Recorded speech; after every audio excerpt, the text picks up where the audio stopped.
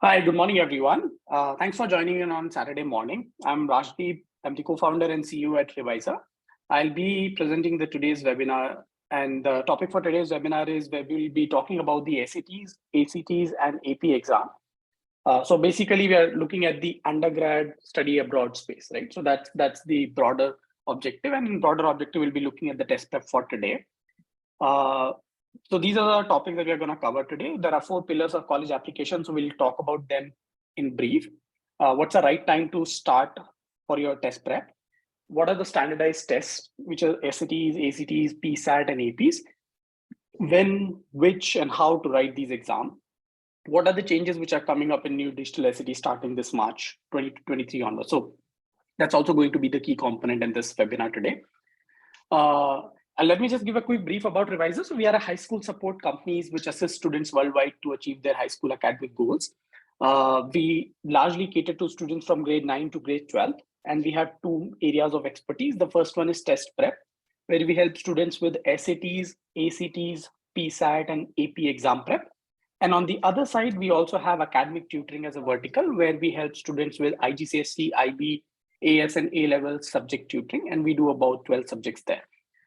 We've been in the market for almost about 7 years now. We have helped about 4,000 odd families, 4,000 odd students to achieve their dream of study abroad. We're currently catering to about 8+ countries and about 15+ cities across India.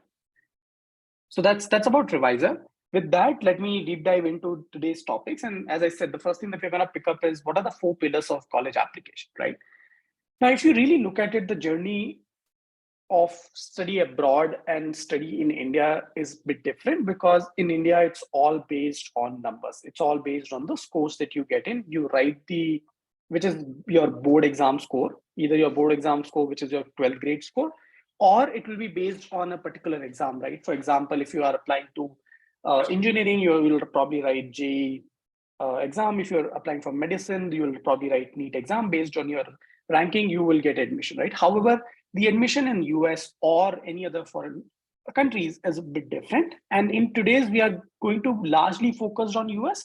However, they are by and large same, irrespective of whether it's UK, Canada, Singapore, Hong Kong, Australia as well.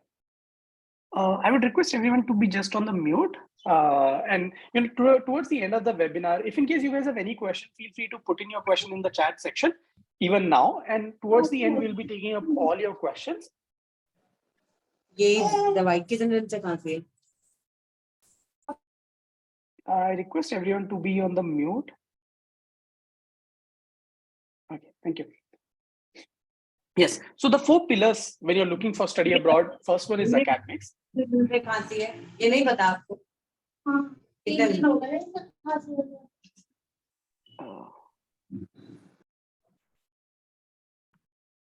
Just one second, let me change the setting.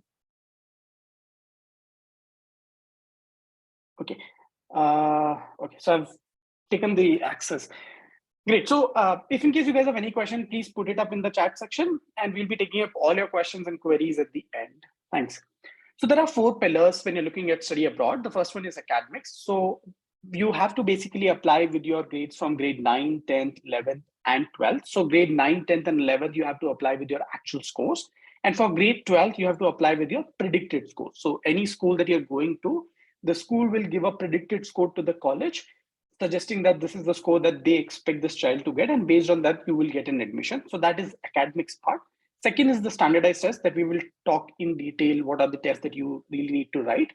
Third one is profile building, and profile building is nothing but your overall expertise in different areas, right? Which includes what kind of research paper have you done, what kind of internships have you done, how have you shown your interest in the domain that you want to apply for? For example, if I want to apply for computer science, have I done any projects? Have I done any internship? Have I done any social service towards the sector? What all have I done in showcasing my interest towards computer science, right? So that is part of the profile building, and that's a entire gamut in itself. Then the 4th part is the college application. So for the 4 years, starting grade 9, 10th, 11th, 12th, you will work towards your college application, which will happen in grade 12th around the July, August, September timeframe. The first step in college application would be the shortlisting of universities.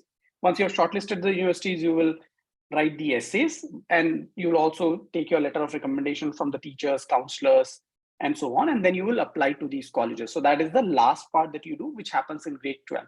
So it's a 4-year solid journey that really happens, starting from your academic grades, standardized tests, profile building, and then finally applying to college, right? Now, for today's webinar, keeping the time in perspective, we will only be focusing on the standardized test scores, and we will be talking about what are the standardized exam that one has to write to basically do well. So first of all, we'll start with the first test, which is the SAT, which most of you have heard of. And in today's webinar, we'll only be talking about the new SAT format. So the new SAT format is of a duration of 2 hours, 14 minutes. There are a total of 2 sections in this exam. This exam is required by most of the US colleges. In addition to that, it also helps in a couple of other geographies. So even if you are applied to India, there are almost about 30 plus universities now in India which accept SAT scores. For example, Ashoka, Shivnadar, Plaksha, and so on and so forth. So there are a lot of universities in India as well which accept SAT scores. Apart from India, even for Canada, Singapore, Australia, you can submit your SAT scores. The new test is more focused on the skills and the knowledge at the heart of education. They're basically testing your high school level knowledge. Now, deep diving into these 2 sections, and before that, let's try and understand how is this digital SAT different, right? So first of all, the major change which is happening here is that the new SAT is going to be adaptive in nature. So it's not going to be the same paper for each and every student who's writing the exam. The exam is going to be adaptive, and we will talk about it, how the scoring will work in a couple of other slides.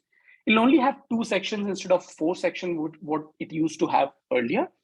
You can use your own devices as well. So you can carry your own devices, though the exam will be written at the center, but you can still carry your own devices.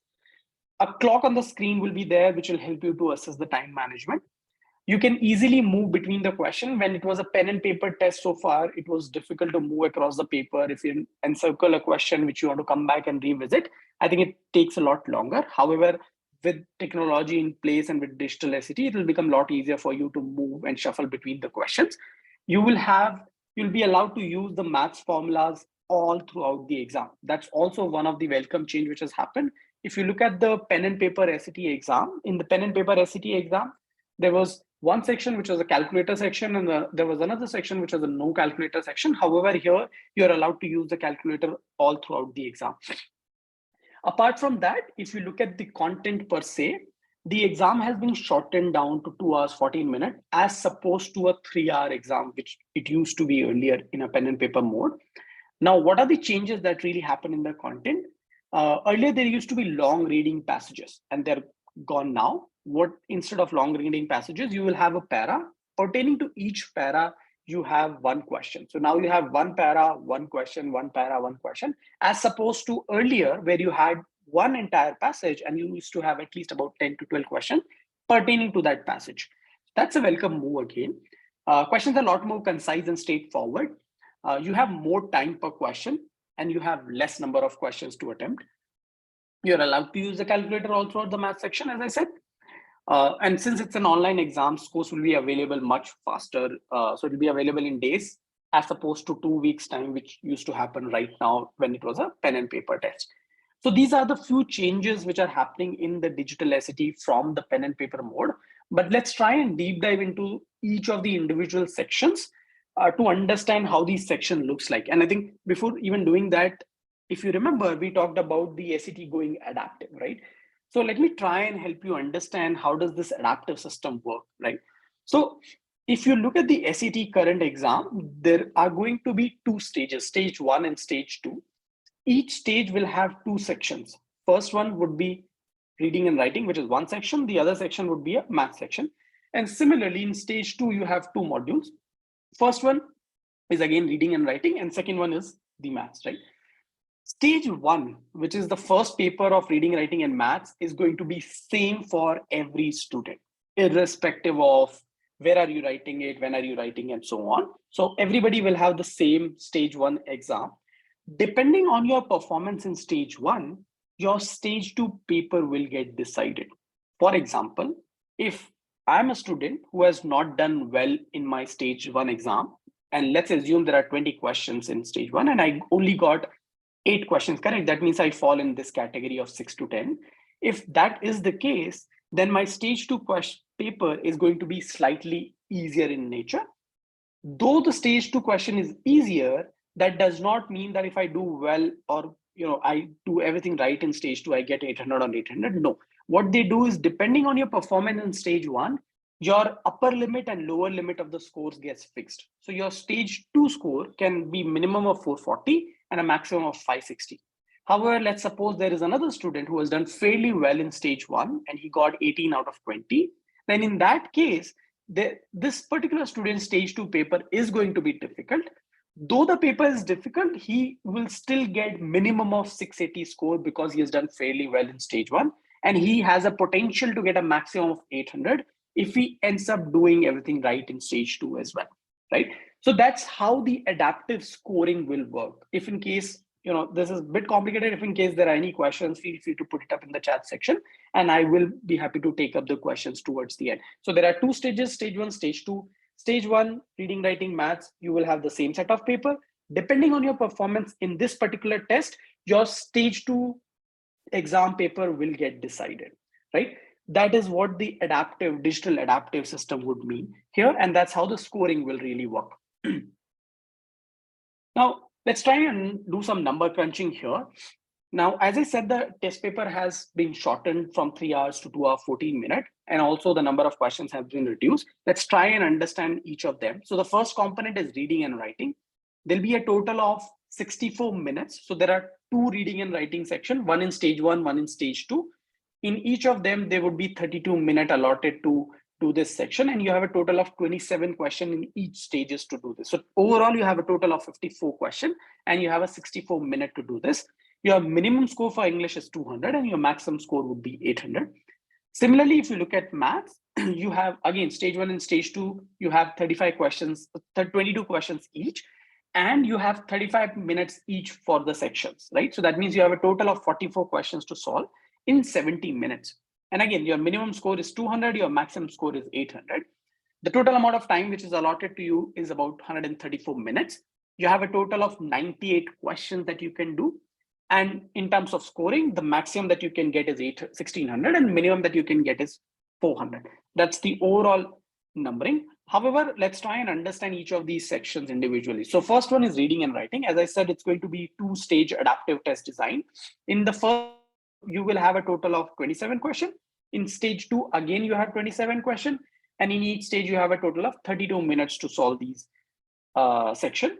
However, out of 27 questions, there are only 25 questions which are operational. By operational, I mean they will be considered towards your score.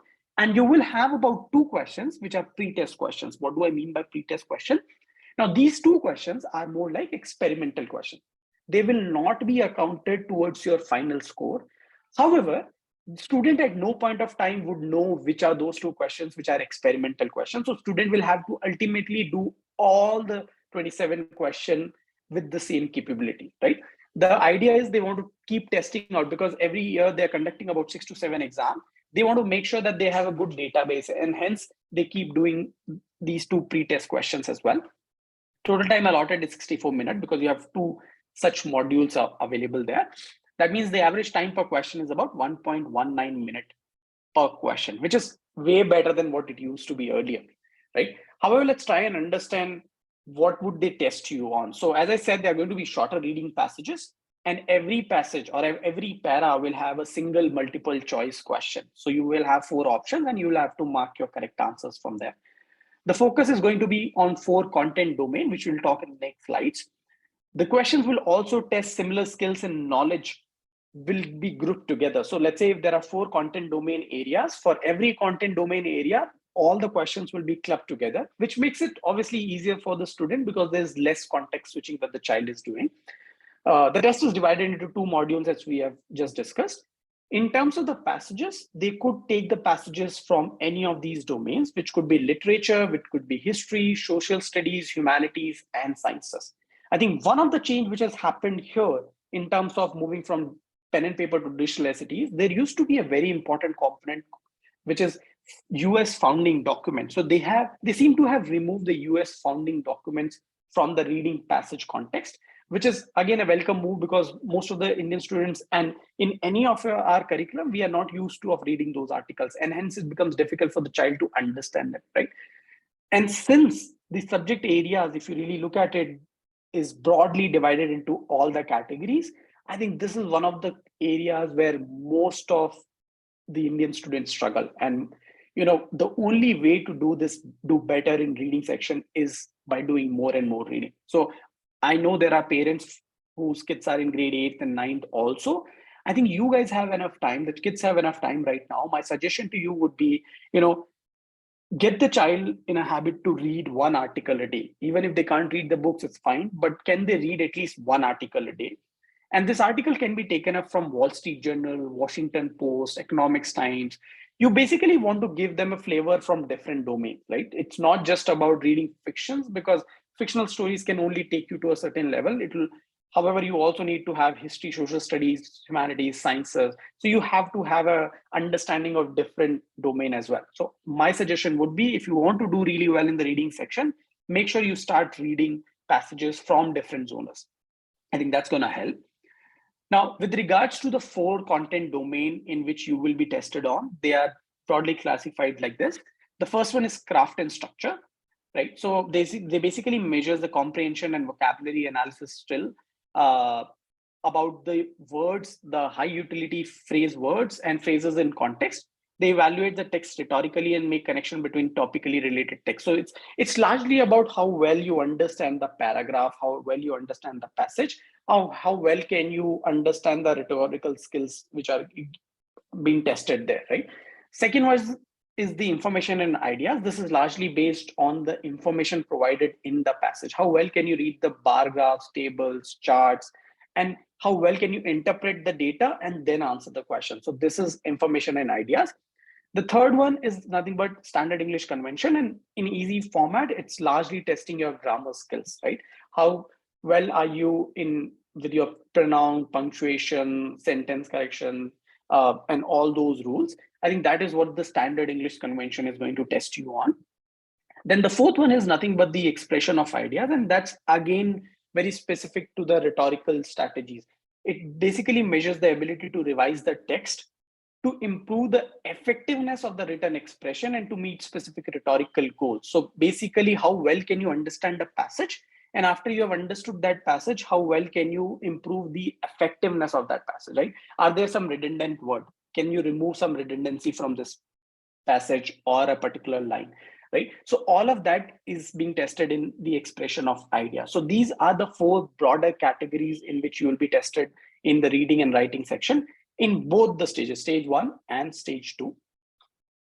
Now, with that, let's move on to the math section.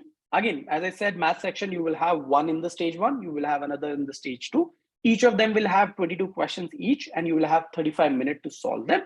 That means you have a total of 44 questions and you have a total of 70 minutes. That means you have roughly about 1.59 minutes per question, which I think is a good time, because earlier it used to be only about 1.2 minutes per question when it was a pen and paper SAT. However, digital SAT, you have a lot more time to solve these questions. Now let's try and understand what are they testing you on. So again, in math as well, there are 4 main content domain areas. The first one is algebra, which will have roughly about 13 to 15 questions, which includes linear equation, inequalities, system of equation kind of questions. Then you have the other one, which is problem solving and data analysis. Again, something 13 to 15 questions in totality. And they're largely testing you on ratio, rate, proportion, unit rate, 1 and 2 variable data. So largely anything to do with the data, statistics, all of that is part of problem solving and data analysis. And if you see, algebra and problem solving and data analysis is pretty much at the same line in terms of the importance in exam. And then you have the third component, which is the advanced math, wherein there are only 5 to 7 questions which are being tested on this. However, advanced math is nothing but anything which is not linear. So quadratic equation, exponential equation, all of that is part of your advanced math. And then you have the fourth component, which is geometry and trigonometry. That's again only about 5 to 7 questions, which is testing you on area, volume, lines, trigonometry, circle. So all of that is in the geometry and trigonometry. And the reason why I mentioned the number of questions here, because it's important to note, in our future slides, we'll also be talking about the ACT, and it'll help you to understand, for you to figure out whether you should be doing an SAT or an ACT, right? SAT here, if you really look at it, is very algebra heavy. And you have a very little of geometry and trigonometry concepts here. However, when you look at the ACT, that's not the case, right? And that could be one of the factor for you to figure out whether you should be doing an SAT or an ACT as well. Right? Now, that's what you will have in the entire SAT. Now, I hope you guys are able to understand the entire SAT framework and the exam. SAT is an exam which is conducted by College Board, and it happens 5 times a year right now, but they have added 2 additional dates. So it will continue to happen 7 times a year. Currently, it will be in the month of March, May, June, August, October, November, and December. These are the 7 months where SAT will happen. You can write this exam multiple times. However, we strongly recommend that you don't write it more than twice. At worst, maybe 3 times, but not more than that. And hence it becomes really, really critical, though you are allowed to do as many times as you want, but I think it is an important factor, how many times are you writing it? Because there are generally 3 types of colleges. There is first set of college, which will ask you to submit all your SAT score. There is second set of college, which will ask you to submit the best score. And then there is a third category of college, which will say submit the best super score. What do I mean by super score? That means you can take the English score from one SAT test and your maths from the other SAT test, right? And hence we recommend you to do it at least twice, because your composite score, your super score will always be better than your individual score, right? So that is what they mean when they say super scoring, right? So I think that's all about the SAT. Now, there is another exam, which is called ACT, which is conducted by an organization called act.org. Now, I think a lot of parents have this confusion, and I think that there is a specific reason why we also want to talk about ACT, because in India, SAT is very famous. But if you actually look globally, there are more test takers in ACT. In US, there are more people who are taking ACT than SAT, right? Now, a lot of parents might come back and ask this question that, do I need to write both? No, you only have to pick one. The child has to pick one. It could be an SAT or an ACT. They both are testing you on the similar skills. They're conducted by 2 different organizations. However, any college that you talk about in US accept SAT or ACT equally well. We have had at ReWiser, we have had students who have done ACT and gone to MITs of the world. And we have had students who have taken SATs and gone to Stanford and other colleges across the globe, right? So I think that's one of the important factors which a lot of people have myth about, that do I need to write a specific exam and is there a specific preference to it? Not really. Then why 2 exams? I think it's just that 2 different companies who are competing for the same set of students. Now, I think most important question is, how do you need to pick the right exam, right? I think the framework is very, very straightforward, right? One is obviously in today's webinar, we are talking about the SAT. We have already talked about the SAT completely in terms of what type of questions are there, how much time do you have, what are they testing you on? Similarly, I'll talk about the ACT as well. What you also have to figure out, I think the child should write a diagnostic test. The child should write a diagnostic test one for SAT, one for ACT. See for themselves which test is more suitable for them. Is it an SAT or an ACT? And then start preparing towards that exam. I think that is the key component, right? Don't just write the exam because that's the easily available for you, or that's the one that most of your friends are writing. No, please figure out the right test for you. And I think if I have to give you a very, very generic advice, it's not applicable everywhere, but what I have seen, if you are coming from an international curriculum background, which is IGCSE and IB school, you might end up doing better in SAT as opposed to the students who are coming from CBSE and ISC background or state board background. They might end up doing better in ACT. And there's a reason for it. And I'll walk you through that now, right? Now, understanding the ACT. Now, ACT actually moved online 2 years back. So ACT is an online test. It's tried and tested. It's a 2-hour, 55-minute test plus a 40-minute essay section, which is an optional component.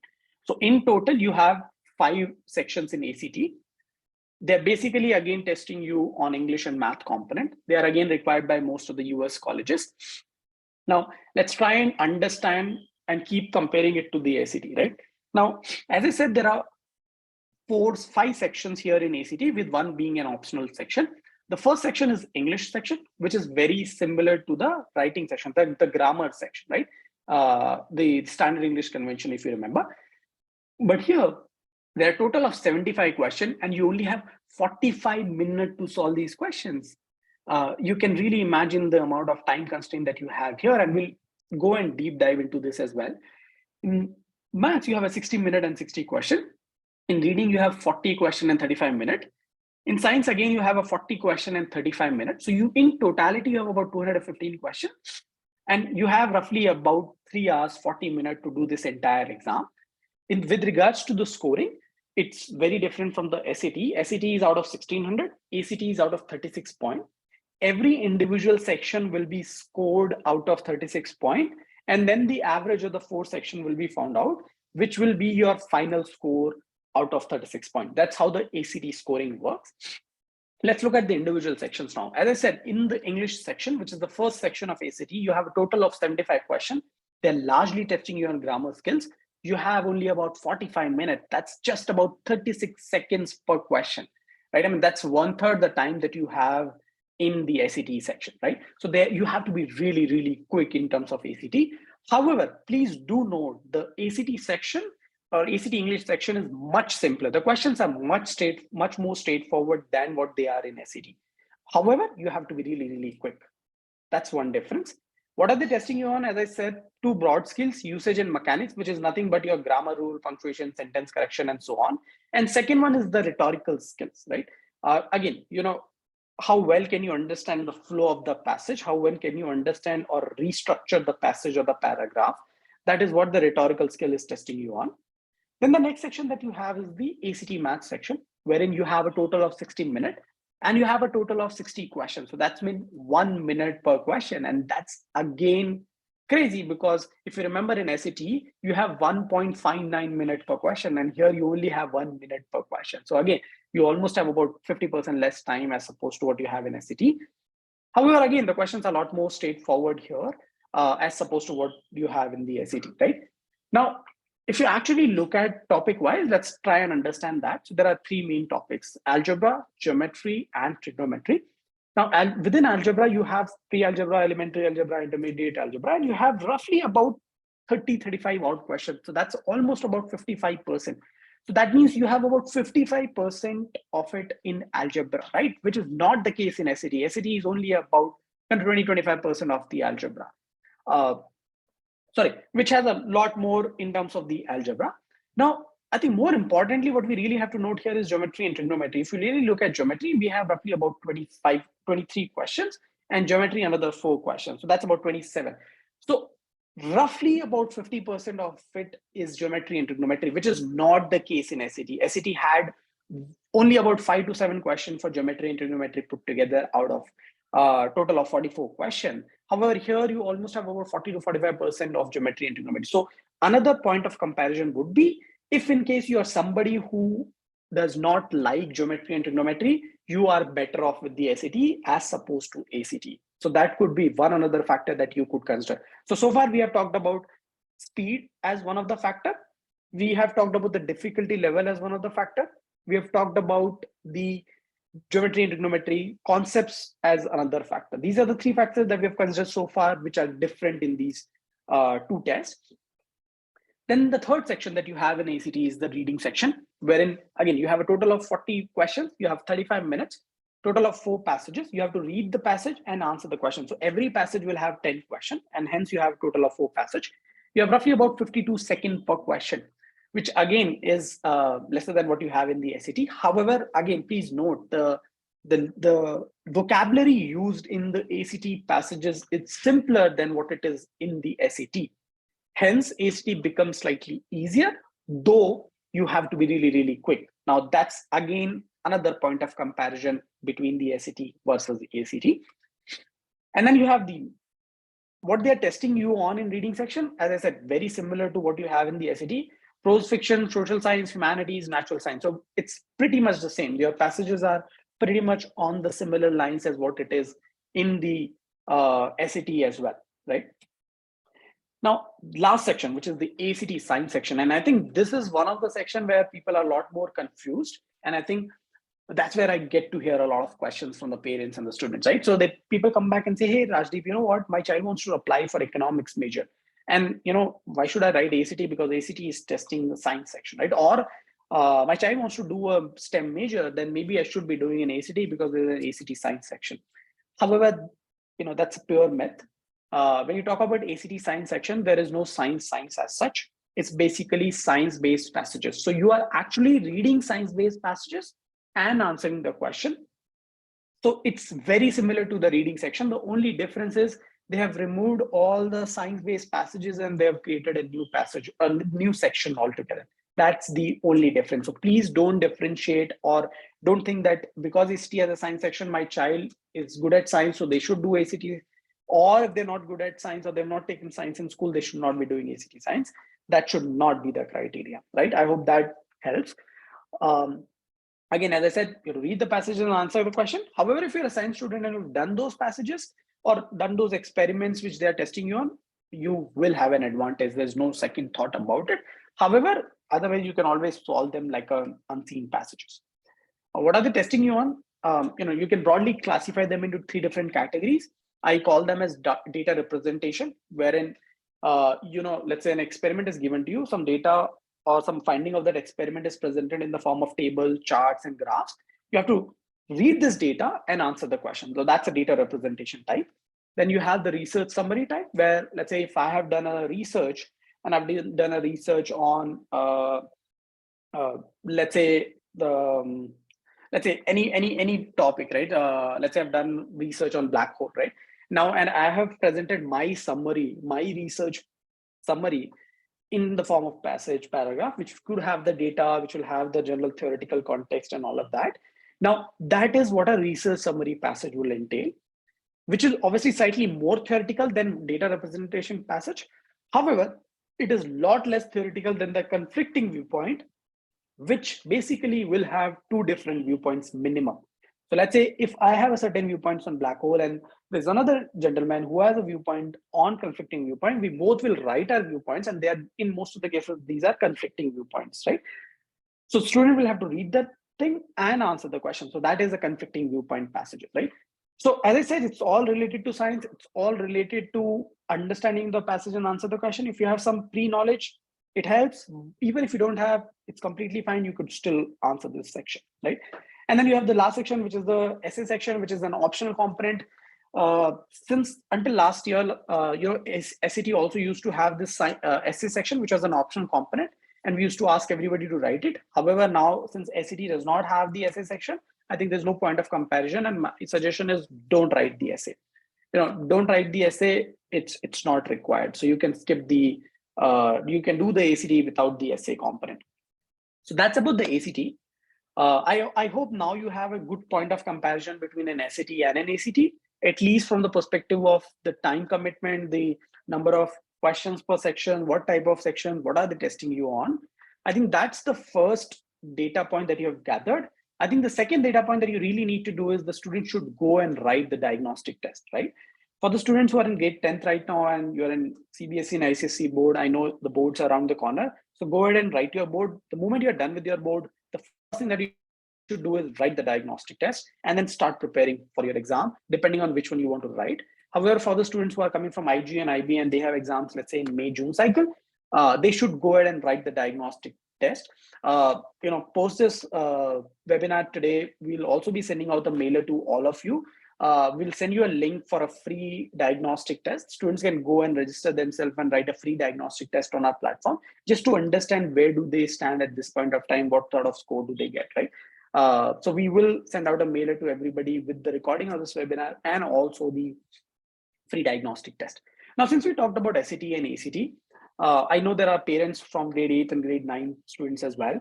I think it's important to understand what is PSAT, right? PSAT is nothing but preliminary SAT or a practice SAT. Now, do you really need to write a PSAT? I mean, not really, right? I mean, PSAT is just like a practice SAT, unless you are a US citizen. That's the first criteria. Second, unless you are in grade 11. So if you are a US citizen and you are in grade 11, you should write your PSAT, because PSAT is also known as NMSQT, which is National Merit Scholarship Qualifying Test.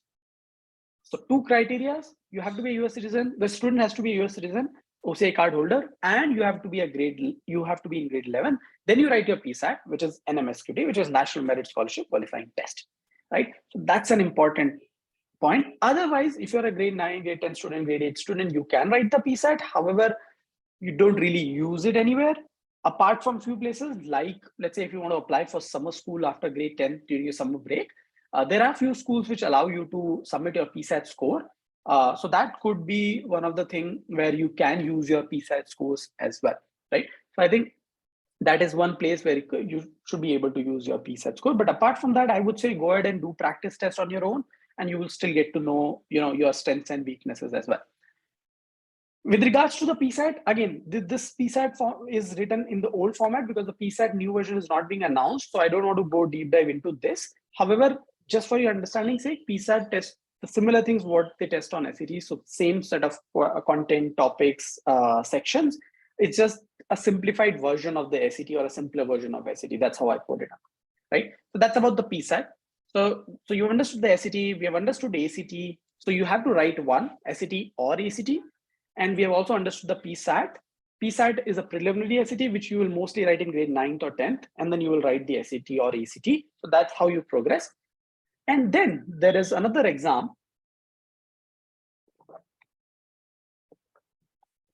Sorry.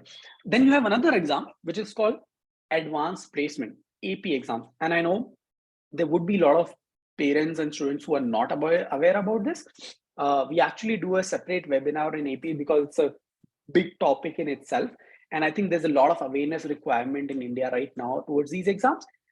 They've become famous only in the last 2 years post SATs. Earlier SAT used to have something called subject SAT, right? So for you to understand easily, let's understand this way, right? So let's say if I'm applying for engineering, or I'm applying for economics major, or I'm applying for public policy, everybody's writing an SAT, right? So they're only testing a math and English, right? However, let's say, how do I showcase that I'm good at math if I'm applying for engineering? Or how do I showcase that I'm good in psychology? How do I tell them how I'm good at microeconomics, right? To do that, they have introduced something called advanced placement, right? This is nothing but like a curriculum. So we have IB, IGCSE, AS, A-level, CBSE, ISC, ICSE, state board, right? Similarly, AP is a curriculum, or AP is a board in itself, which is followed by a lot of students or schools in US, right? Students in school actually follow AP as a curriculum. I'm sure most of you are aware that US does not follow any standard curriculum. They have curriculum state-wise. When they come to grade 11th and 12th, most of them start using advanced placement as a standard benchmark, right? So they are predominantly a college level exam, which is written by grade 11th and 12th student in US in school itself. However, in India, you could register as a private candidate and write these exams. Now, why should you do it? Anyways, the child is so much burdened with all the other activities. How does it make sense to do this exam, and why should you do it? I think that's an important point, and I would like to emphasize on that at least in today's webinar. So I think one of the important points why students write it is because they want to stand out in college admission, right? You want to showcase that I've done more than what my peers have done. Let's say if I'm coming from a CBSE school background, I've done maths, physics, chemistry, let's say bio and English. I want to showcase that I'm good at economics as well. How do I do that? I can do that through my advanced placement course. I want to showcase that I'm good at computer science as well. I can do that by taking an advanced placement course. So one, it helps you to stand out in college admissions. B, it helps you to earn college credits. Very, very important. So if you know, in US, for you to get any degree, you need certain credits. For example, if you want to be an engineer, you need about 150 credits, right? Now you gain these credits every semester by taking each course, right? However, if you've done AP and if you have scored a certain score, and AP is on a scale of 1 to 5, if you get a 5 on 5 on a particular subject, you gain certain college credits while you are in India itself. That means you will save money, because every credit that you earn in US, you have to pay for it, almost about $1,500 per credit. And let's say, let me take an example of AP Calculus BC exam. If you write an AP Calculus BC exam, you earn almost about 8 to 10 credits if you get a 5 on 5. That means you're almost saving about 10,000 to 15,000 USD if you have done that course and if you have gained a certain score. So that's one advantage. The second biggest advantage is because you have earned those credits while you are in India, when you go to US, you don't even have to do those courses. So if I have done calculus BC and if I have get 5 on 5, I can actually skip my college level entry courses, which is I can skip my semester 1 maths, semester 2 maths, and semester 3 maths course, and I can straight away move to sem 4 maths, right? So you actually save a lot of time. And when you have saved that time, you can use this time in various ways. Some people actually use it in, let's say, adding additional courses to do a minor. Some people use it because they don't want to have extra burden in the first year, because, you moved away from your family. You want to, now you're on your own. You're, doing your food. You're doing your daily routine. You're doing your clothes on your own and things like that, right? So you need a lot of time. So some people also use that time in that context. So I think that's the advantage. You save money, you save time by earning those college credits while you're in India. You stand out in college admission. In addition to that, I think one of the important reason why a lot of people write it, you want to show the rigor in your curriculum. So let's say if you're an IB and IG curriculum student, you are anyways getting college credits for the courses that you're doing in school. However, if you're coming from a CBSE, ISC, ICSC, or a state board school, you don't get any credit. And obviously, you have a slightly disadvantage as opposed to these international curriculum schools when you are applying abroad, right? So if you've done AP courses, you can actually show them that you have taken a rigorous course and you have done fairly well in those courses, right? So that becomes an important parameter as well, right? So doing an AP exam is again important for these reasons. And again, I think, we can keep going on and on AP, and hopefully we'll be doing another webinar soon enough for the AP exam. And we've done a few of them in the past. Please feel free to go and visit our YouTube channel. Under the webinar, you'll be able to see advanced placement webinar, wherein we talk about, so this exam happens only once a year, which is in the month of May, and hence the planning becomes very, very critical. You can write it in grade 9, grade 10, grade 11, grade 12. There are more than about 20 plus subjects which are being offered in India for advanced placement. So you have to pick and choose your subject very, very wisely, right? So that's about the advanced placement. If you have any question, feel free to put it on the chat section. We'll try and see if we can take up those questions as well. And now with that, since we have discussed all the tests now, let's quickly look at the timelines, right? So if you remember, we talked about grade 9, 10th, 11th, 12th. That is what this graph shows.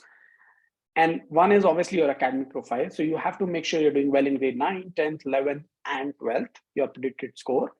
While you're doing all of this, your profile development work is going. So all throughout the 4 year, you are building your profile, right? You're building your profile, you're showcasing your profile, you're trying to do the activities, show your interest in a particular domain, right? So that is happening. In addition to that, on the standardized test prep, you're writing your PSAT, which is in grade 9. You're writing your SAT, which could be in grade 10th or in grade 11. In addition to that, you're writing your APs. You can plan that in grade 9, 10th, 11th, summer. You can also write it in grade 12 after your exams are done. However, if you're writing it in grade 12 after your exams are done, please note you're not doing it for college application, because you would have received your admissions by then. After grade 12, you're only writing for college credit. So even if you're in grade 12 and you've already applied, and some of you might have received the admits, I mean, we got admits today morning, Purdue University has sent out the admits, right? So if you are one of those who have received the admits, you can still write the exam, or you can write the AP this May, and you can earn college credits anyways, which will help you to save money and time, right? So that's how you can plan it. And obviously in grade 12, your college application process starts. Anybody who has, this is a generic timelines. If in case you have specific questions, one-on-one questions, me and my team would be more than happy to sit with you one-on-one and chalk out a plan and strategy for the child. This is a complimentary session. Feel free to give us a call back or reply back to our mail that we'll be sending across to you. Set up a meeting, a half-an-hour meeting with us. We will sit with you and help you plan the timeline. When the child should be doing what? When should they plan to write SAT, ACTs, or APs? What are the APs that they should be writing, and so on and so forth, right? So we can probably sit with you individually one-on-one and help you do that. Remember in the beginning, I told you that there are colleges in India which are accepting SAT scores now. So I've mentioned there's some list of some of these universities. You can see some of the basic universities here like Ashoka, Azim Prem, GA Flame, Kriya, Manav Rashna, Plaksha, Shivnadar, and so on. There are almost about 30 plus universities now which are accepting SAT scores in India. Towards the end, I only quickly take you 2 minutes of your time to talk about our pedagogy. So as I said, in the test prep domain, we help students with the SAT prep, ACT prep, PSET prep, and AP exam prep. We do about 12 subjects for APs as well. Our broader pedagogy is same. And in today's webinar, I will only talk about SAT, ACT. We divide our program into 4 phases: phase 0, 1, 2, and 3. Phase 0 is about doing a diagnostic test, which is free of cost for everybody. Feel free to go onto our platform, register yourself, write a free SAT, ACT diagnostic test, see for yourself you're good at SAT or ACT, and then choose wisely. Then you come to the phase 1. Phase 1 is where the actual live classes happens. There are roughly about 30 to 40 hours of live classes where you will be understanding about the reading, writing, and maths, each of the individual topics that we talked about today, and the strategies and techniques in terms of how you need to attempt these questions. Pertaining to every class, you have assignments, and all these assignments are digitally done on our platform, which also gives you the analytics in terms of where you're doing well, where you need to work upon, and so on. In addition to that, we don't just rely on the technology. In addition to that, we also assign a dedicated mentor to every student. This mentor will keep meeting with you once in every week, once in 10 days, to keep looking at your progress from the platform, and also talk to you personally to try and figure out where are the areas where you're struggling and the areas of improvement, and helps you make a study plan, right? And that's a very key component, one of the USP that we talk about. So this mentor will help you make a study plan. This mentor will suggest you what you really need to do in the next 1 week, next 10 days. So the student will do sectional tests depending on the mentor's suggestions. And again, once they meet with the mentor, they will look at the score, analyze it, and figure out what are the areas that they again need to improve. So that is what happens in phase 2. Phase 2 is where you are writing a lot of sectional tests and trying to improve the speed and the accuracy there. And then we move to phase 3. Once you have mastered the speed and accuracy, then you move to phase 3, which is about the full length test, which is largely an endurance test where you are sitting in one go for 2 hours, 14 minutes and writing these tests. All these tests would be done digitally now, whether it's SAT or ACT. We have our own in-house platform where you will be writing these tests. The moment you're done with the test, you will be thrown with a report which talks about your scores, your peer scores. It'll also help you go in detail analysis of each and every topic where you have gone wrong and what are the areas that you really need to work on. So everything happens on the platform, whether it's SAT, whether it's ACT, the entire practice, the entire sectional test, entire full test will happen on our platform. So that's how our entire program works. And there is a lot of personalization involved in this. As I said, there's a one-on-one personalized mentor which gets allocated to you personally, which will work with the child to figure out your strengths and weaknesses. And this will continue to happen till you write the exam. And we support this for the 2 attempts that you write, not just for 1 attempt. We will provide you the support for the 2nd attempt as well. So that's how our program works. And obviously, we have different customization options available where you can take the full training, you can just take the English only, you can take the maths only, you can take the self-paced program where you can just take our material and do it on your own. So we do provide different customization options as well in our training program, right? With that, I think that's what I wanted to cover in today's webinar. So I've covered PSAT, SATs, ACTs, APs, the timelines, and also the program that we have to offer. Now I will open the forum for Q&A section, and I'll probably allow people to unmute themselves as well. Sorry, I had to mute because there's a lot of disturbance in between. Great. So I think I already have a lot of questions here in my chat section. So let me try and take the questions from here first. I see Mr. Tushar Gupta has raised his hand as well. Tushar, I'll get back to you. Let me just take up the questions from the chat if you don't mind. Okay, I have a question from Neha Jain. What is the importance of AP? What is the importance of AP exam when you take IB board? Your message was at 11:06 a.m. Neha. I hope I have answered this question. So I think the specific question that you have here is that what is the importance if you're an IB board? I understand why you're asking this, right? Because you anyways get college credit, right? Correct. So Neha, remember, one is college credit, right? But let's assume there are different reasons why people can also write AP. For example, if you know in AP, you cannot take 3 sciences, right? Because then you don't get because you have to pick subjects from different categories. There are 6 groups, right? So you have to pick one subject from each of these categories, right? But however, let's say I want to write all 3 subjects because I'm good at it, right? So I've taken physics and chemistry in my IB, but I can do bio, as an AP, right? Or let's say for some reason in my subject combination, I'm not able to take computer science or economics, right? Then in that case, what I will do is the subjects that I'm still interested in and I want to show to the college that I'm good at, I can take that subject as AP. Okay, but you right? need to Even prepare though for I am in it. IB board. But Oh, you need to definitely you prepare. have to prepare for it. Yes, That's an extra definitely. pressure on the child, basically. Definitely. And hence I say that AP is not for everybody. You should only do it if you're trying to target the top 50 college or top 20 colleges. If you're not looking for the top colleges, then please don't put the burden on the child to do this exam, because they are not easy exam. They're college level exam and they require good amount of time. At least about 120 to 150 hours of time commitment is required per subject from the child. Oh my God. Right? Okay. So do it only if in case, you're aiming for those top colleges, top 20, top 30 colleges. Okay. I hope I answered that question. Yes, thank you so much. Thanks, Neha.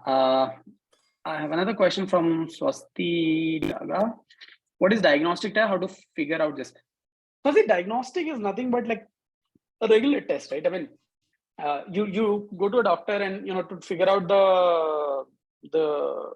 the root cause analysis of any issue, they do a diagnostic, right? Similarly, here is a diagnostic. So diagnostic is nothing but like an actual test. So we are saying the student should write a SAT test, one SAT practice test, one ACT practice test.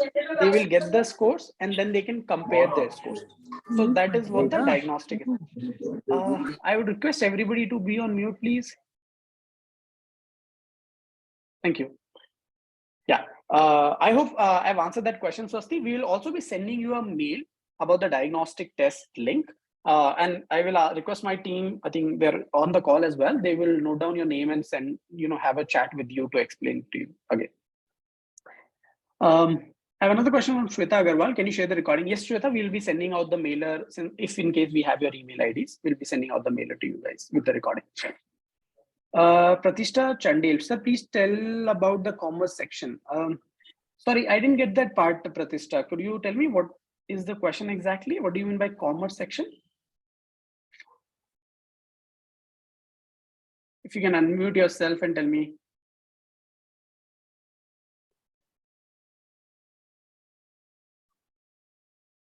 Okay, I'll come back to this question again, Pratishtha. Then I have another question from Nia. What subject shall a child take in engineering as a sixth subject, along with physics, chemistry, maths? Which one of the either economics or psychology is economics? So Neha, again, that's a question that you have to take, right? Just think about, because as engineering, you have taken all the subjects. Economics or psychology is more about the interest level, right? So you have to figure out where a child is more interested in. Is it economics or psychology? And then pick up the subject. It wouldn't make any difference in terms of the admission at all. Is it like history is required as a sixth subject? It's not mandatory. No, because like he's not interested in history for the sixth subject. And he's very It's not mandatory. These are stages. So if you look at it, there are 6 stages. There are 6 groups, sorry, right? Yes. So you have to pick subjects from these 6 groups. Language is mandatory, maths is mandatory, and then you pick subjects from the other groups. Right? Okay, so you mean to say there's generally economics, psychology, and history falls under the same humanities bracket. Okay, so like economics, if he has more interest in economics, because both are new subjects for him, economics as well as psychology. He's a science student. So he can manage it. That shouldn't be a problem. These are okay subjects. Okay, thank you so much. Really thanks a lot. Thanks. Next, I have another question from Sheila. What is cost of AP test? I think roughly about 13,500 per test. That's a cost per test for registering the exam, And another question from Kaushal. We have been told that if your child is in IB, those credits are equivalent to AP. Is that true? Kaushal, not exactly equivalent, but yes, you do get credits for AP, for IB courses as well, right? As I have said. However, they are less than what you get for APs. But yes, you do get credit. But please do note, guys, as I've just answered Neha's question, right? That you don't write APs purely for credit. Credit is just one part that you get, right? You're also writing it for strengthening your profile for your application. If you want to write it purely for credit purpose, then write it after 12th, right? Write it after your 12th board exams are done, because then the child has more time, right? So if the objective is pure credit, then I would not say do that effort, because it's a lot of effort writing AP. Do it only if you're targeting the top universities, top 20, 30 universities, and then you want to do really well, then target the APs. Srila, can you share recording? Yes, Srila will definitely share the recording. Another question from Swasti, is it AP useful when applying 12th as result will be after application? Yes, Swasti. I think I answered that question in the webinar itself. So I hope that is already cleared. Yes, you can write it after 12th as well, even though the results have come out. But remember, it's not helping you in the application process, but it'll still help you in the college credit. That's the only difference. I hope that answers your question, Swasti. Then I have another question from Neha Jain. When does the result of AP exam come out? When held in May? Roughly about August, September timeframe. Neha, it takes about 2 to 3 months because Okay, so that means AP you can- also has written exam. So AP is not MCQs. They also have structured exams. So you have to write the just like school exam paper. So it takes a lot longer to correct those. So August, September. So he can write it in class 11 starting. But then 12 Yeah, starting definitely. also. But if he writes in 12 starting also, then also his results Yes. will be out. Yeah. Okay. Yeah, definitely. Definitely. Okay. Thank you. And a lot of students write it actually in 11th. I mean, after the 11th, in the summer break of 11th, right? After they're done with 11th, before the 12th start. Yeah. Then we have another question from Tanu. Where do we take these tests? Not sure which test, Tanu, you're talking about. If you're talking about APs, you have to register on the College Board website. There are centers in your cities where you can write it. For example, in Bangalore, we have Greenwood High as the center where you can go ahead and write it. Similarly, for SCTs also there are centers. ACT as well, there are centers. So it depends on which exam you're talking about. The question is from Rajni. If digital SED starts from March this year, the SAT diagnostic test will be in old format, right? No, Rajni, we have already updated our diagnostic test. So our diagnostic test is in the new format. We have updated all our platforms. So you can do the diagnostic in the new format itself. So we've already updated it. Next is Sheila. What is the duration of each phase? I'm assuming you're talking about the program that I have explained it to you. So Sheila, generally phase, I mean, the overall program takes about 5 months. I would say 2 months, 1 month, 1 month, right? That's how I put it across. Phase 1 for 2 months, phase 2 for 1 month, phase 3 for 2 months. So roughly about 5 months is what it takes. Another question from Rajni. The stage 1 and stage 2 tests happen together. So does the software figure out child's ability while she is writing the rest? Yes, Rajni, right? If you see stage 1, the moment test is done, it's an online test. So the system knows how many questions the child has done correct, right? So the moment your stage 1 results are there, obviously it will not show to the student, but the software will know the result, and based on the result, it will throw the stage 2 questions accordingly. I hope that answers the question, Rajni. Thanks so much. Both were very clear. Thank you. Thank you. Another question from Kaushal. Can you please give us a sense or range of the cost involved for your program training, etc.? Does HR or SL matter in getting college credits in IB course? Also, what is the minimum grade required in IB exam to get college credit? Okay, 2 questions. About the program cost, we'll be sending you the brochure, Kaushal, which will have the program details, because as I said, we have various courses, right? We have SCT, ACT, AP. Within that also, you can take just English only, maths only. So the cost varies from subject to subject. We will be more than happy to send you the proposal. Rajit, please note down the name, Mr. Kaushal. I think we'll send out the brochure over the WhatsApp as well, Mr. Kaushal, to you. Does SLHL matter in getting college credits in IB course? Yes, it does, right? Because HL is a difficult higher level, so you get more credits in for the IB course when you are taking HL as opposed to the SL. So yes, there is difference in terms of credit for HL and SL. What is the minimum credit grade required in IB exam to get college credit? It actually varies from college to college, Kaushal, right? Every college has a different requirement, just like APs also, right? So for example, one college can say that I'm happy with 4 on 5 also, and I'll give you 3 credits for this. The other college will say, I only need 5 on 5. If you have 4 on 5, don't bother to submit because I'm not going to give you any college credit. So it actually is a college level policy, and it's not standardized for everyone. I hope that answers the question. Then I have another question from Anay. What are the time guidelines for applying SAT and AP in 2023? So it happens multiple times. I think AP, if you want to apply it in 23, which is in this May, the regular registration deadlines are already over. Later registration will happen in March. Please reach out to us. Ritvik will share his number in the message in the chat section. Please reach out to him as soon as possible and get help with the guidelines. I mean, on registration, because AP, you're already pretty late. For SAT, you still have time. For us to help you understand the timelines, I think we will have to sit with you and figure out you're in which grade, what is the right time for you to do it, and so on and so forth. So as I said, it's a very, very personalized one-on-one journey. We have noted down your name and we will connect back with you to take the discussion forward on this, Anay. Then I have next question from Vivek. If I'm planning for a math major, do I take math AP or humanities AP? Good question, Vivek. So, see, again, I think there are multiple layers to this question, right, Vivek? So, I mean, it could be, are you doing a CBSE, ISC, ICSC, IB course, and so on? And then in that, what are the subjects that you have taken? Would I do an AP math? I would probably do an AP math. Would I do a humanities AP?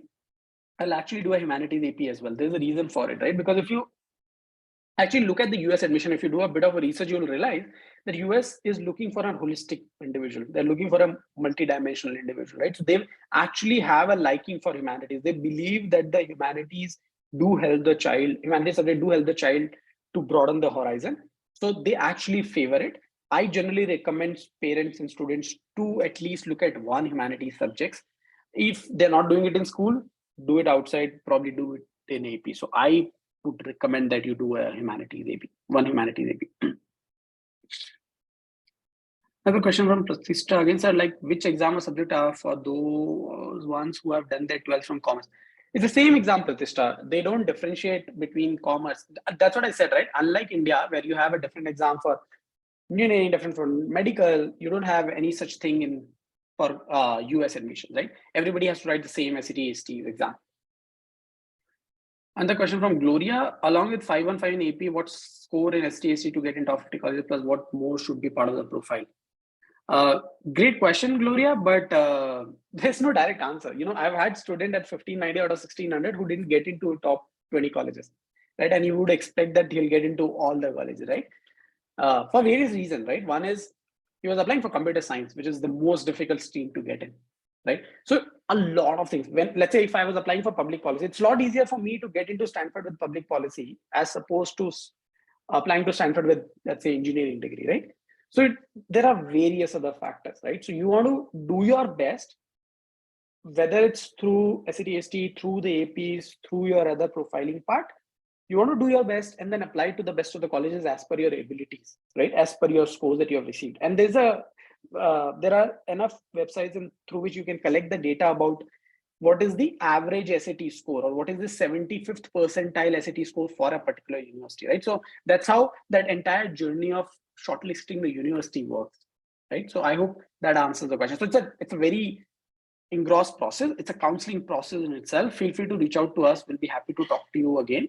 If in case you need any help, and I can either we can help you or we can at least help you direct you to the right individual who can also help you with the profile building aspect, right? I've noted down your name and I'll request my team to note down your name as well, Gloria, and we'll reach out to you back again.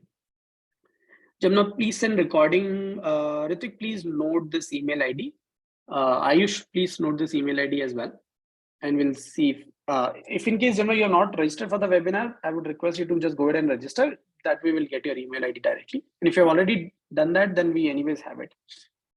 Then I have another question from Kanupriya. Does ReWiser help students to build their profile as well?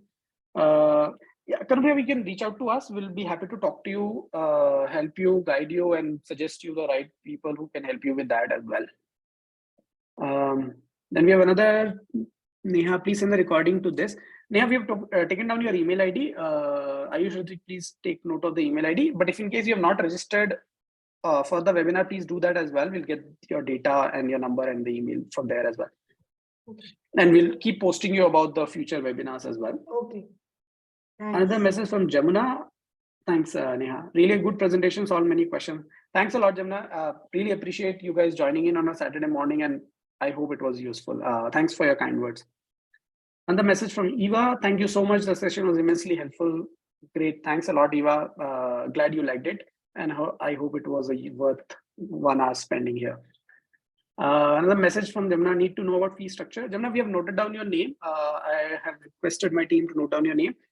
We will again reach out to you personally one-on-one and we'll give you the entire fee structure depending on what program you're looking for. Another question from Nandini. I want to pursue humanities and then further study fashion designing. Please guide me. Sure, Nandini. I'm assuming you're talking about studying abroad. We have taken down your name again, Nandini, and we will reach out to you back again. In the chat section, you can see Ritwik's number as well. You guys can reach out to Ritwik directly on your own over WhatsApp or call as well and connect with him. Another question from Happy Pan. I need the cost and other of the program courses you offer. I have provided my email ID when necessary. Thanks, Mr. Pan. We will be reaching out to you. We'll also be sending out a WhatsApp message to you. You must have received a message on WhatsApp today morning about a reminder to come and register. You can also reply back to that number as well. Then we have Nandini, Vikesh, Vivek. Thanks, Rajdeep. Thanks, Vivek. Next, I have Nandini. Can we get this recorded live? Need to listen once. Definitely, Nandini. We'll be giving the recording. We'll be sending out the mail to you as well. Sarita, please send the course charges and recording at this. Definitely, Sarita will do that. Course charges and recorded, please send. Thank you. Gloria, thank you for the response. Rajni, what would be a good SAT score for admission in Ashoka, Srinathar, etc.? Rajni, whatever maximum you can get, I would say that, but 1400, 1450 plus is an ideal score. Obviously, they still do an interview. So you still have to go through the interview process, but just to be on the safer side, at least 1400 plus is what I would recommend for Ashoka, Shivnadar, and these kind of universities. Another question from Swasti. SAT will help to Indian university admission across all streams like BBA, engineering, etc. Great question, Swasti. So if you remember, I had this presentation, right, where, you can go to this link, international.collegeboard.org. It will give you the list of all the universities which are accepting SAT scores and also for what courses are they accepting SAT score, right? So please feel free to reach out to these, go to this link and connect. Next question from Eva. Sir, could you please guide me also through the process? Sure, Eva. Just drop a message to Ritwik sir, and he will set up a time with you and will take you through the process. Ritwik, I hope you have dropped your message. You have dropped your number on the chat, right? Then I have Happy Pan. Picking up from your example that you just shared, I plan to go for computer science, but I understand it's brutal competition. But with PCM as my subject, can I apply for public policy or humanities subject in a top college? Interesting. You can do that, Pan, but remember, I would go to a college which is slightly ranked lower, but I would pick up the stream that I really want to work for, right? You can't really compromise onto the college level. Let's say, for example, if I'm interested in computer science, I am interested in computer science, right? It doesn't matter whether I get into top 20 or not. I can go to probably a 30th rank university and study from there. But let's say you take a humanities, and if the child does not enjoy it, that's a matter of 4 years versus the next 20 years of the child's life, which they'll be spending working, right? So if I am at your place, I would give super priority to my major that I want to do and then the college ranking, right? So for me, that would be my criteria. So yeah, I would do that. However, there are some people I know of personally as well who have opted for top colleges irrespective of the stream that they want to apply to. Another question from Anay, requesting you to share the details of courses you offer. WhatsApp number is this and email ID is this. Sure, Anay, we'll do that. How your institute help the child to build profile building? Thanks, Sarita, for the message. We'll reach out to you again, as I said to others as well, and we'll talk to you about this. Another question from Kaushal. How easy or difficult is it to go to Indian universities after IBDP? How easy or difficult is it to go to Indian universities? Okay. Good question, Kaushal. So I think admission-wise, it's not difficult. I think it's acceptable by all the universities, but obviously, don't think that, it'll be unfair for the child to, for you to accept the child to, go to a traditional college. You can't expect him to write the JEE, you can't expect him to write the NEET and all of that. I think in that case, most of the students end up going to the liberal art colleges, right? Like the Ashoka, Azim Premji, Shivnadar, Kriya, Manav Krishna, Plaksha, all the new liberal art colleges and universities which have opened up now in India. I think those are the options which are available for these students. Honestly, they can go to the traditional colleges as well, but I think they find it difficult once they land up there, because the way they've been taught and the way they've done things, I think it's very, very different there. Right. So yeah, I think it is, yeah, I think that's, I wouldn't advise you to do that. I mean, the plan B, if it is in India, then it has to be more towards the universities which are towards liberal arts, right? Which are more aligned towards the IB methodology of learning per se. Great. I think that was the last question that I see here. I can see Ritwik's number at the end. Feel free to reach out to this number. You can give reference from today's webinar, and he'll be more than happy to walk you guys through the entire discussion, and if in case any help is required. Great. I know I've taken 15 minutes of extra time from what I had asked for, but I hope the session was useful. I hope it was useful for all of you to. Sorry, I see somebody has raised their hand. Dia, please. Go ahead. Yeah. So couple of very basic questions, Rajdeep. Yeah. If one is not sure, my daughter's at the end of grade 10, if one is Right. not sure whether we'll be sending her outside or looking at liberal art colleges in India, is it still advisable to look at starting to study for SATs or ACTs? That's my first question. Second question, colleges like Ashoka, Plaksha, Kriya, what is the advantage of having an SAT score? Because they also have an aptitude test. Yeah. Third question: how would you be able to help us assess whether SAT or ACT is the better test for my child to take? Sure. Yeah, and fourthly, we are based in Delhi, and I think you are based in Bangalore. So we're based everywhere. So okay, don't worry about that. Okay. So these are my Yeah. 3-4 questions. And also, yeah, how does one get awareness of the, like you seem to have a lot of knowledge about what institutes are the best, what courses are the best. How Right. does one also become a little more aware, where can one find this information? Sure. Okay. I think great question. I think it will be helpful for everybody to kind of go through this. The first question is not sure about the major. I think that's what you said. Just not sure about whether it's India or abroad. So it's completely fine, Divya. I think I would say at least 80% of people are in the same boat, right? They will have a plan A and a plan B, and plan A, it could be India outside or vice versa, right? So it's completely fine if you're not sure about it. However, continue to work towards the bigger goal, which is your SAT, which is your study abroad. Because when you're working towards your bigger goal, which is study abroad, the smaller goals of Shivnadar, Ashoka, Plaksha will automatically get fulfilled. However, you can't do it other way around. You can't be working towards Ashoka and finally say, now I'll apply for, let's say, Purdue. That won't really happen, right? It'll happen, but that's not the best case scenario, right? So I would strongly urge you to work towards the difficult one, which is the study abroad. While you're doing that, everything in India will automatically fall in place. So that would be my approach till the time you're not very sure what is your planning, right? That's first. Second, advantage of SAT, because you said Ashoka, Plaksha, Shivnadar, I think you answered it yourself. So let's say if you apply to these 3 universities, you'll be writing 3 different exams. So instead of writing 3 different exams, why don't you just prepare for one and write one exam, which is the SAT? So, sorry, Right. just on that, Rajdeep, if you have the SAT score, then does it waive off the requirement to give their own aptitude test? Yes. Oh, okay. Otherwise, why would you do 2 tests, right? That's the advantage. Okay. It's their aptitude versus SAT, right? That's the advantage. So instead of writing 5 exams for 5 different universities, you might as well write SAT and submit this everywhere. Okay. Yeah. That's the second. And they don't, third question, they don't accept ACT. They just look at SAT.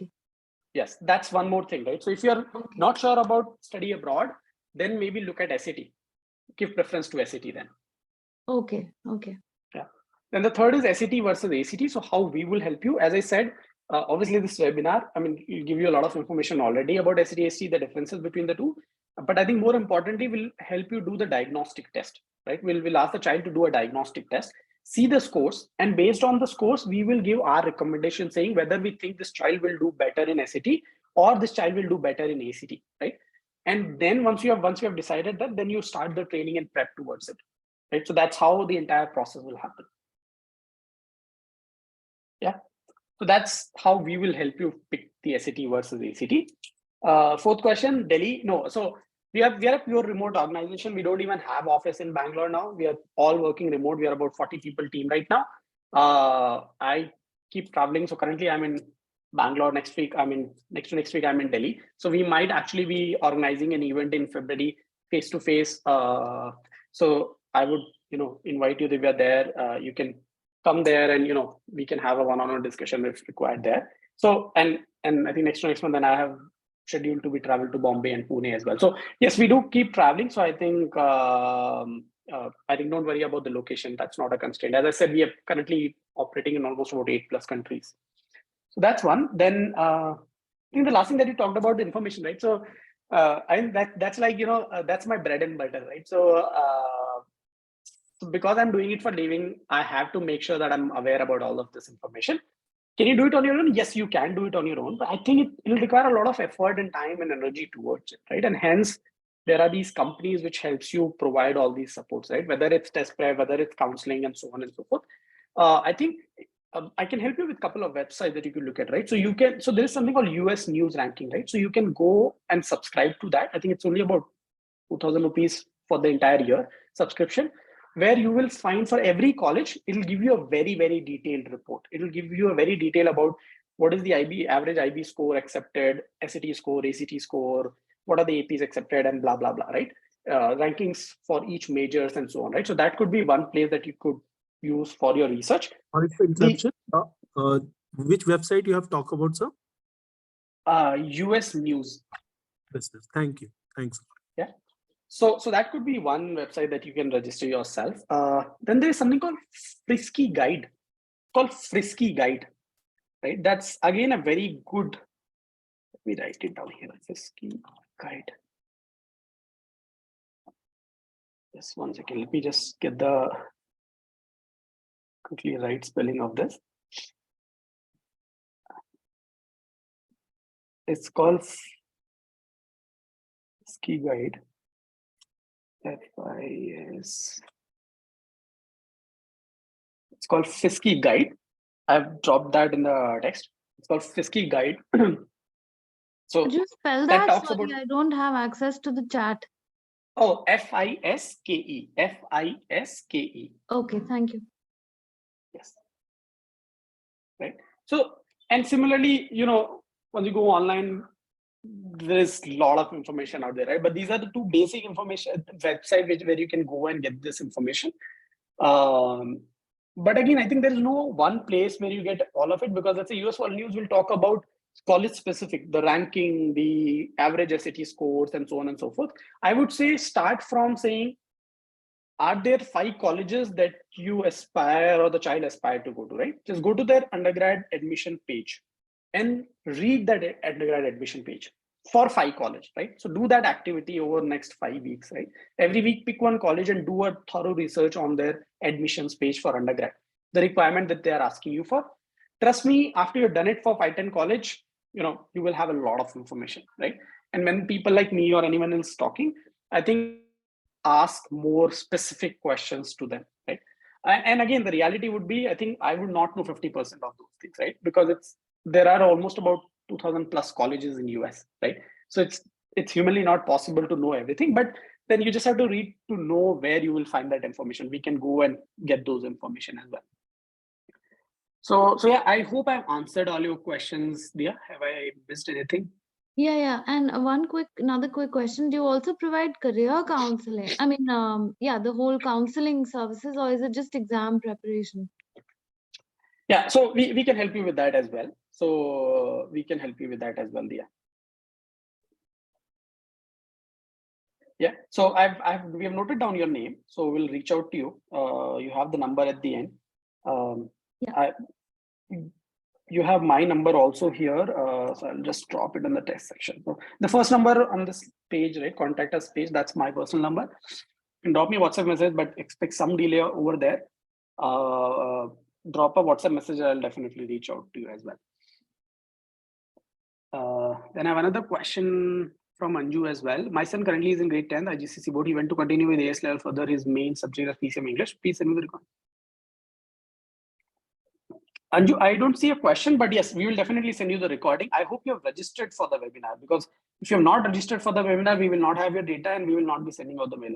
So if in case by chance you have not registered, please go ahead and register.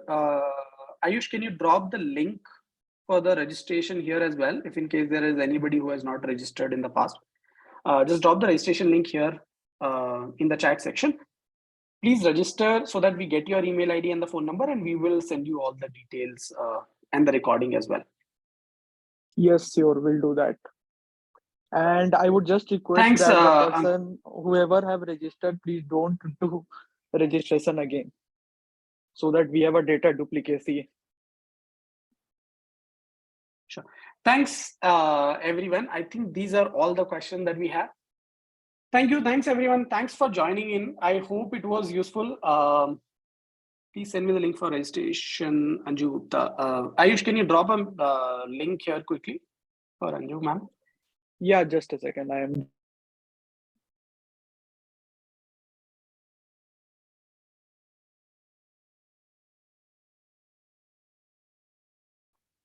Ayush, maybe you can drop your number here, and Anju, ma'am, can connect with you and take the details. Sir.